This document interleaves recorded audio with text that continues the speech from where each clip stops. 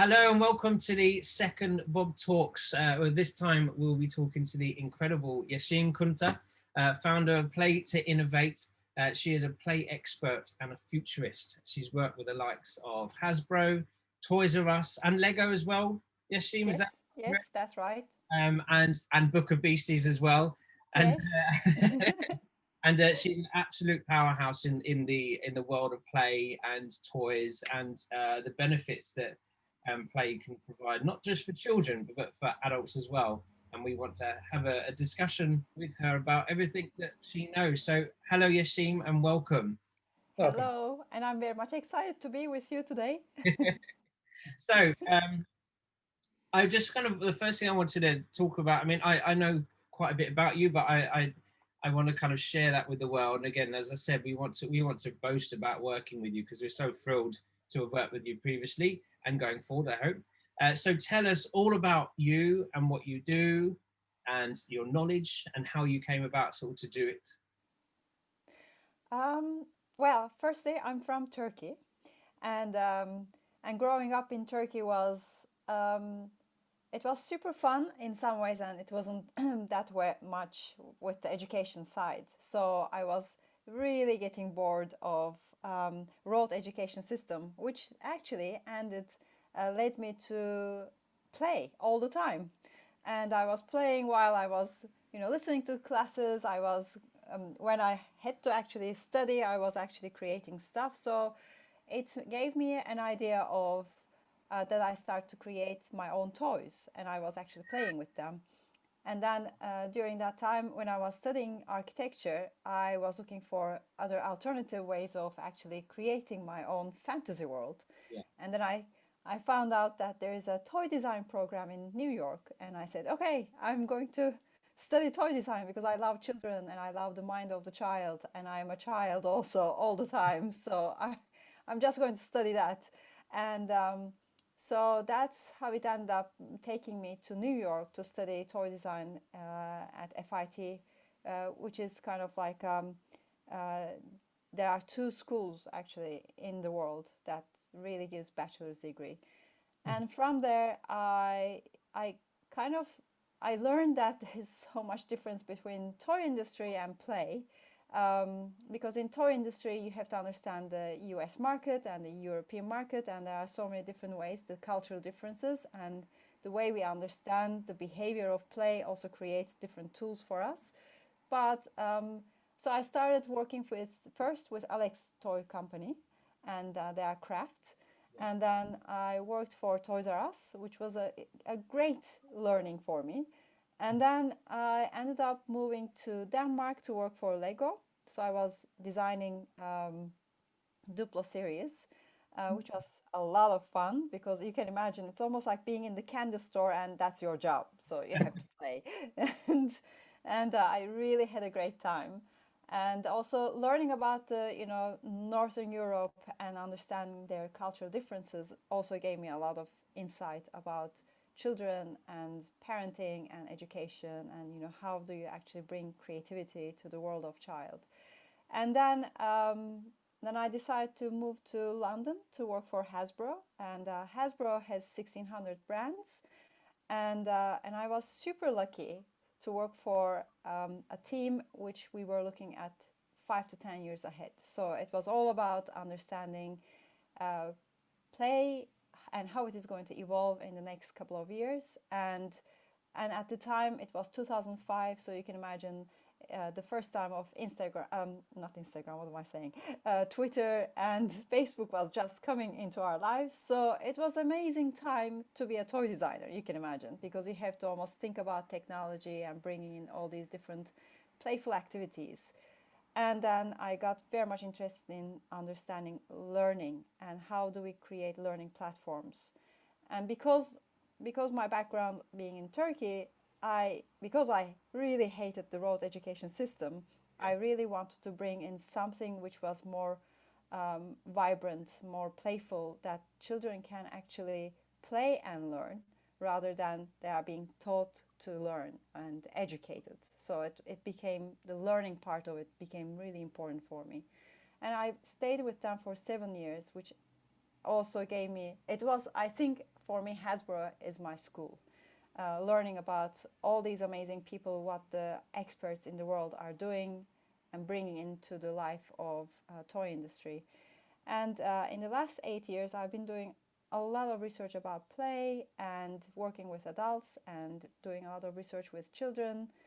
And and also it kind of became, it gives me a different perspective, understanding adults, so that I can actually bring in children's point of view and childlike mind, so that they can actually be playful people and they can actually bring it back to their children. So it's been a journey, I have to admit. It's been an amazing journey to learn all about play, and I think it's never going to end. you, every day you learn. You mentioned about the not Sorry, can I jump in quickly? Sorry, sorry. unprofessional. Just a personal curiosity. You said that you made your first toys quite young. What kind of toys were they? What did you make? So I was collecting stuff, for example, marbles and wires and wooden pieces. I'm just going to give you one important information. In Turkey at that time, we didn't have any kind of like a ready-made wooden pieces. You would go Okay. and have to find like a branch, and then you would go and kind of give a shape to it. So it was very much hands-on, looking at stuff and materials and trying to imagine what it might look like. So they became, and I loved Alexander Calder, so it was very much like sculpture slash toy alike, and Okay. very fantastical stuff. So Have you kept any of them, or are they long yeah, gone? yeah, I kept some of them. Yes, I kept some of them, and some of them are kind of died along the way. But yeah, and um, Yeah. and I also, because this is all about education, I was actually melting plastic pans, and I loved giving them shape, and they Hmm. were actually also kind of my toys in a way because I was playing. I'm not sure we can necessarily promote that, but I'll Yeah. say I'd used to do that as well. Not I was carving like lead, for example. don't try burning pens at home, guys. So yeah, yeah. Don't, no, no, no, you shouldn't. So, you mentioned that you didn't like the education system in Turkey. Why was that? And kind of moving on from that, how is it different to the education system over here? Well, over there it was all about memorization, and it was more about like learning the certain things in a certain way. So it was super stricted, and you had to memorize so much information that wasn't relevant to your day-to-day lifestyle, and it wasn't promoting curiosity. It wasn't promoting problem solving or critical thinking. um, I'm talking about my elementary school especially, because then I went to an American high school, which was more about curiosity, and we had all of these kind of facilitations that we could play with them. And I think that was the best bit for me. That's why I loved science, so I could play in the laboratory. But if I compare here, I think you do have more critical thinking. You are much more reflecting on what you have learned. It becomes a little bit more holistic in some ways, but I still see. I don't think it's still the way that I wish it is, because I kind of feel the play part of it is the most important thing. Once you are hands-on and actually teaching to yourself, then if you can reflect it with your mentor or your teacher, then you actually really learn about the stuff. And that was the biggest difference. I think the curiosity is the most important part. It's that practice, isn't it? Play is Yeah, about practice and actually doing things with your hands, and whilst you're doing that, you're learning about it. Basically, it's better than just being told how to do something. yeah, totally. So I'm sure there'd be, if there's any little ones watching this, I'm sure they would be really, really interested to know what a day of work is like working as a toy designer in Hasbro, Lego, or Toys R Us, any one of them, what is a day's work? Because I'm imagining going to work, being greeted by a Willy Wonka kind of person, going to this big factory where there's lots of people doing loads of different things. What is it actually like? Well, I mean, I can give you from all of them. I mean, especially it depends on how, as a designer, which level you are in. And the first thing you do is a project is given to you, and you try to understand how it can be different than what is outside, and what kind of things are outside. And what you have to do is you have to create prototypes. So you start to sketch, or maybe you are reading something. Especially with Hasbro, it was a little bit different because it needed a lot of research, and I had to read a lot and understand. At the same time, you can imagine almost like a child's room. I mean, my flat is still like a child's room. You need a lot of colorful objects. Yes, exactly like that. I do have lots of toys. You need them because they inspire you, and you need different kind of objects so that they can actually give you some kind of idea. For example, you start to collect good cutlery pieces, or you might be looking at hair bands. So it depends on what kind of toy you are going to be doing. You will be gathering stuff that can inspire you. At the end of the day, toys are reflection of what is the adults are using. So, and you try to make them a bit more fun and a bit more, you know, bubbly, depending on the age, of course. If it's a younger age, then it's more abstraction. And I love the younger ages because then you can play with so much more sensorial stuff. And that means you need a lot of colorful things and different forms and different textures. So it becomes like a scientist room slash with the artist, and you know, all of these, and also lots of books. Yeah. So what else not to love? It's all kind of like inspiring. It's a playground. Your world is your playground. One of those things I think when you're younger, you go, oh, what do you want to be when you're older? And you go, oh, I want to be an adventurer or an astronaut or a toy designer. It's one of those kind of like absolute dream jobs that a child would have. And I'm very jealous, I have to say. Yeah. Um, you are a futurist. And when I first heard that, I wasn't sure what it was. It makes you think of things like Back to the Future and you know time travel. But could you, in your own words, explain what a futurist is and why it's a very important thing? Um, Futurist is basically a person who needs to understand so many different dynamics, what's going on in the world. So you have to understand social aspect or technology or environmental things that's kind of shifting in the world. You need to understand all of those, what's going on today, and then also you need to understand what happened in the history so that you can start to see some kind of a pattern of it's usually in the world, everything is kind of in the waves. So it kind of comes in highs and then it goes down. So it's always there's a pattern, and it continues in the same way. So in order to for you to project what might happen next, you really need to understand those beforehand, the story, and then you can start to make some estimations.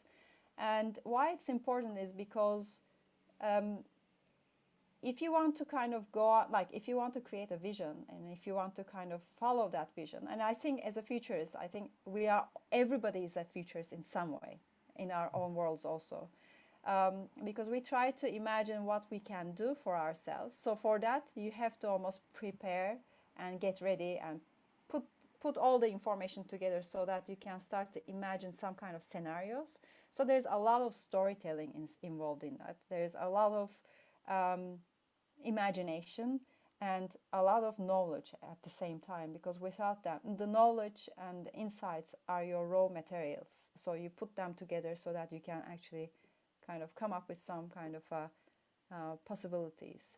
And it's, I have to say, it's super fun. Yeah, I think this change tends to come at times of great stress or like major events in history. And it's those times of change that I feel like a futurist really comes into play, because then you go, well, this serious thing has happened, and how is the world going to look like from here onwards? and you see it throughout history, whether it's the wars or previous pandemics, or various other kind of society or life-changing instances where life onwards is the same but also very different. Yeah. And I feel like we're kind of facing that kind of life now, following um, the current pandemic, following coronavirus, and we're going into something that, okay, well, so it will look very similar to how it is, Mm. how it was, sorry, but things will be fundamentally different. And I'm wondering if, especially in the terms of education, and the use of things like play, and the increased importance to be looking after our mental health after things like the lockdown, what if you've noticed, or if you have predicted or thought about what you think the next phase might look like concerning those topics? I think this year has been kind of like a really traumatizing year. But in these kind of situations, usually you start to look at everything in a much more deeper level. You question things, like some of the things that you have taken for granted, now it's not there, and you really need to reprioritize everything. You really need to recreate some kind of a foundation for yourself. It's kind of like it's in a way it's a grieving style, but these kind of situations are also super beneficial in some ways, because you can actually start to see what is really important for you. And play, especially, and education, let's say, we start to see in the last couple of months a lot of people putting lots of, for example, activities, sharing different kind of ways of actually um, making your stress level down, and kind of being okay with by yourself or with the people around you. So it's kind of limited lifestyle, but the most important thing we did see is the playfulness. The way that you can, if you can keep your playfulness, your sanity will be fine. You are going to be okay. And because we all need those kind of happy hormones, and how can you actually create those happy hormones is with that playful mind. And with that playful mind, you also start to see there's an interaction, because play is a way of connecting to your environment, to yourself, to others. So it's kind of like it's a communication. So if you can actually create it in the best way, you are actually also going to learn how to teach and learn stuff, Yeah. because then it brings in exploration, experimenting, and kind of um, trying different things, and also slash the curiosity, of course. Yeah. Exploration is a key thing for me. I think is when you're stuck inside, especially during the lockdown, or if you were Yeah, quarantined or whatever, you can't go out and explore. You have to explore in your own home, where you know the yeah, four walls better than you know anything else. And to play is to imagine, and to pretend, and make that a whole world that you can explore in itself. And I think that really pushed the boundaries of imagination during the lockdown, and yeah, it was interesting. yeah. And I Um, guess also it's sorry, and also I think it's bringing in empathy, because there's a social part of it.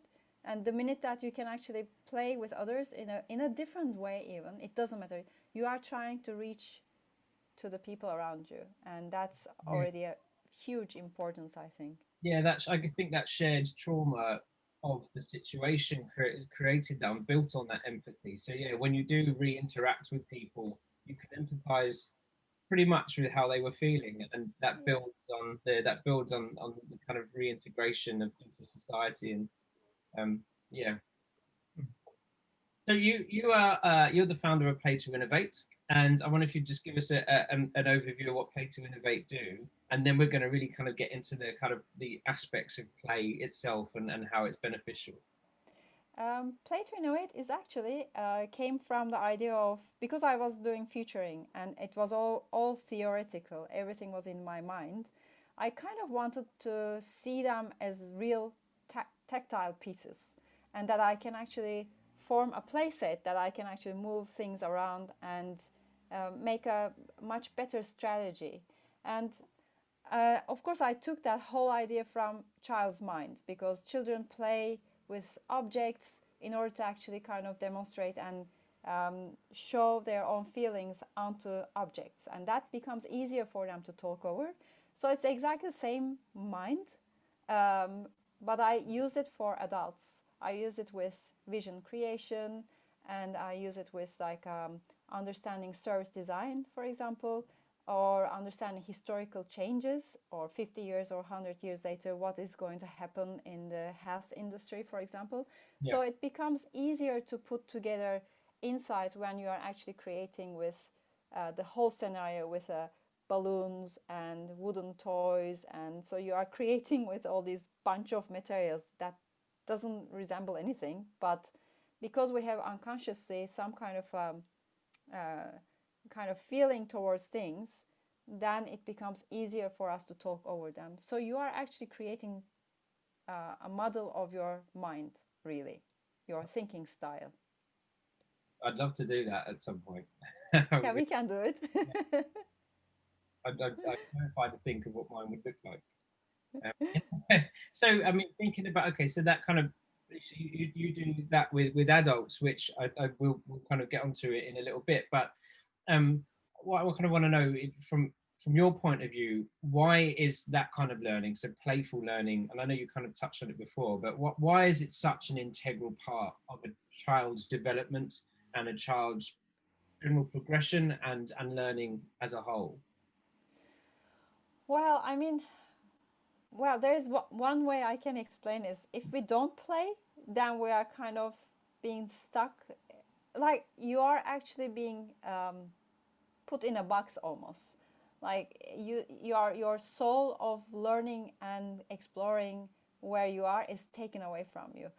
Play is basically super instinctive and super like it's the crucial piece for any child. Without it, they are not going to be able to explore their physical ability. They are not going to be able to see their emotional situations, like their fears and how they are actually seeing what is going on in their world, so they can express. And with through play, you are expressing all of these.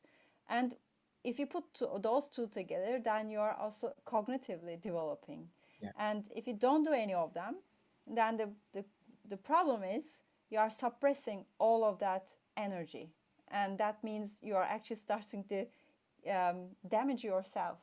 Mentally, you seriously damage yourself. I mean, there are so many research about that, and especially Dr. Stuart Brown had done a lot of it. And with the serious mental health issues comes from the children who had never played. It's a form of torture. That's what I can say.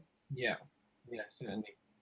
I mean, I guess it plays a massive part in social development as well, doesn't it? Because you are, I Yeah. mean, a lot of players interaction and I mean, yeah. I mean, imagine like when you are playing doll play. Let's say a simple way. In doll play, you are learning how to empathize with a baby. You are kind of trying to learn what happens in the world of your parents. You are learning how to actually understand nurturing, caring about something else. Like plush toys, exact same. Like how do you pet an animal and how do you actually interact with them? All that narrative in the child's mind becomes very much tangible actions in the way they play with their toys or their own scenarios. yeah. So it's very important so that they can actually express it and live it, really. And do you think schools? Well, I guess firstly, do you think schools utilise play enough within education, and in this country specifically, being the UK? And if not, how do you think they can better utilise play in education? I think they are trying. I mean, there's a huge trend, especially in the UK and Europe and also US. It's a big trend that play needs to be used more often. But also at the same time, I know there is a huge drop in the uh, recess time, which is a huge problem. Like once, if they don't have time to go out and play, and actually free play is the most important thing because that's the time you are reflecting on what you have learned, then you are actually, you are giving them very much structured lifestyle that they have to memorize and follow the rules, and then they don't have time to actually reflect and try to see what it means for themselves. Yeah. So it's really important for their emotional development, their social development, and I'm not sure how much it's been. I think we need to talk about it even more. I mean, that's what I feel. I mean, there is some kind of a, there are a couple of campaigns that's kind of going on, but I don't think it's that enough. It's still very much all about outcome oriented, and how it is, the exams and everything is, takes more importance in the life of the, education. And I understand that, but still, without play, we are actually taking a better learning from them. Yeah. But you mentioned free play. Do you think structured play can be a thing, or is that kind of contradictory in itself? I I, think they both. I think both of them are needed. Children needs to learn some kind of a structure, of course, because we are living in a system, systems oriented kind of world. So we need to learn that. But free play is important, and I think it's important not just for children, for us as well. It's the time that your mind kind of slows down, and you are free to look at anything and everything from a different perspective. And we talk about the boredom is important, because that's the time you actually starts to create new things. Yeah. Your mind starts to look at from different perspectives what you have learned during that day, so you can actually put them together in your own way. And that deep learning is important, because that's usually comes in with the free play. And I but read we need the structured play also, of course. yeah. I read somewhere that boredom, or the what the brain does during like long periods of boredom, is almost go into a dream state where Yeah. it's almost as if you're asleep, and that is when, as people who have dreamed know, that the craziest things happen, like the most out there things kind of happen in your mind, and that's where some of the greatest kind of ideas come Yeah. from. That's how songwriters write songs. They sit there and get bored, and then suddenly they have this spark of inspiration, or designers or whoever, artists, and yeah, allowing boredom is increasingly difficult at the moment, because there is Yeah. so many sources of stimulation. But it is so important just to allow yourself to sit there and get a bit bored. It's not a Yeah. bad thing. No, no, not a bad thing. um, so just leading into my final question, but back onto the benefits to education is probably quite similar, but because we're a mental health, literally a mental health game, how do you see playing a role in mental health education, and why is it better than the traditional um, talking therapies and those kind of more, there's like the older school therapies for children that are more paper based and learning based, I suppose. Why is the play based mental health education possibly a better method?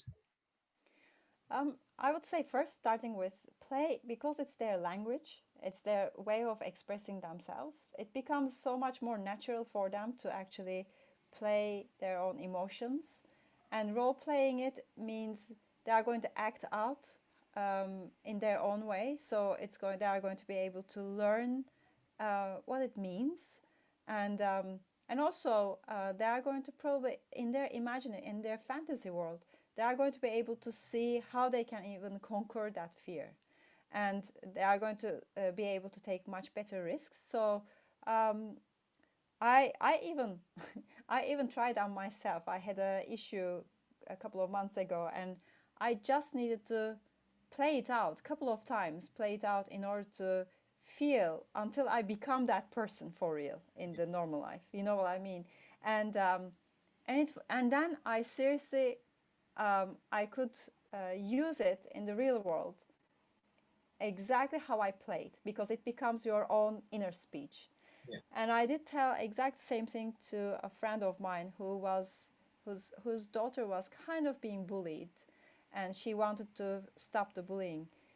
And they did act out at their home, and mentally she was already ready when she went out in the real world, yeah, and she could actually protect herself. So um, we play not just for the sake of it. We play because we are exercising. We are kind of practicing how we are going to do it in the real world. And that's why it's really important for children to be able to play and be free of finding out their own way of how they can actually deal with the problems that they are facing.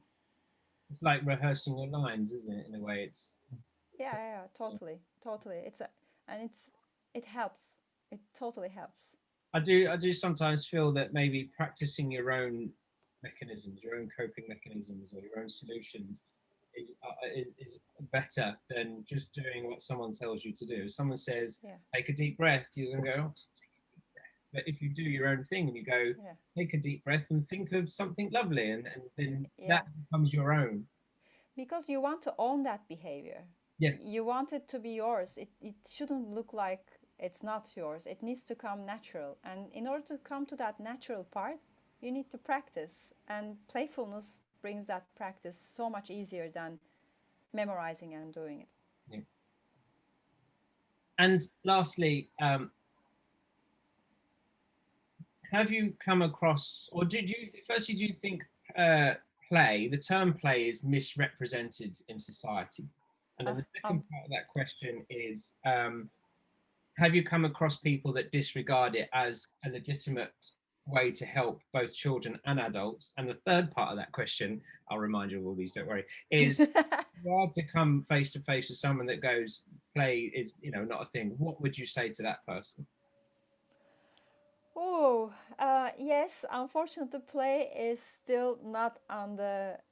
I mean, we are experts, and the people who believe in it, we are keep talking about it, and we are saying play is so important in every culture and in every history. It's been important, Yeah. and not just for human beings. It's important for any living. So um, we know it scientifically. We know it historically. But unfortunately, play has so many different, in every culture, by the way, there are kind of like makes it less than how its importance, because it looks as if you are, killing time. It almost looks like you are just not being serious, or you are, there are negative connotations with it, unfortunately.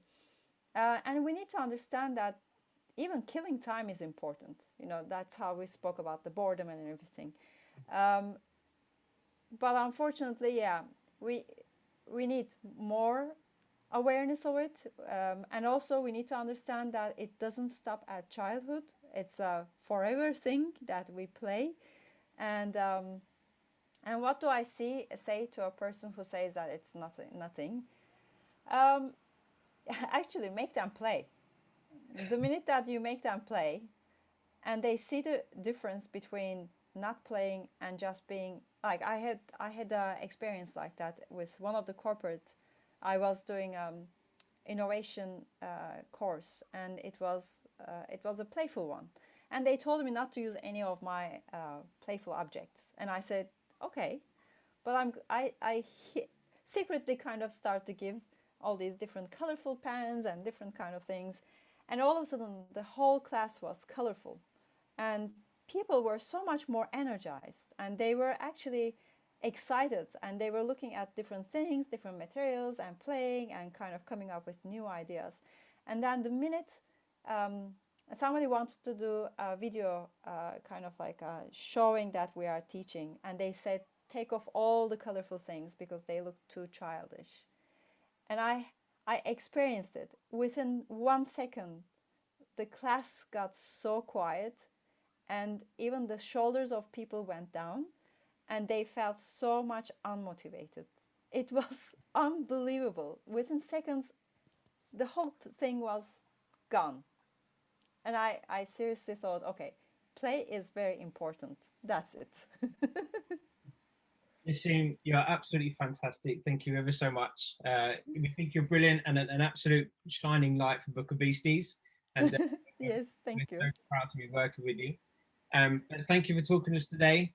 And if you want to find out more about Yesim, then you can go to her website. Is it yesimkunter.com? Where you can Yes, find that's out it. more about Play to Innovate and everything that Yesim does. or you can check out the Book of Beasties Toys and Play Learning Kit on our website. There's loads of lessons to do with play and toys, the history of toys and stuff like that, and some great stuff from Yesim in there as well. Thank you very much, guys. See you next Thank time. you very much. Thank you.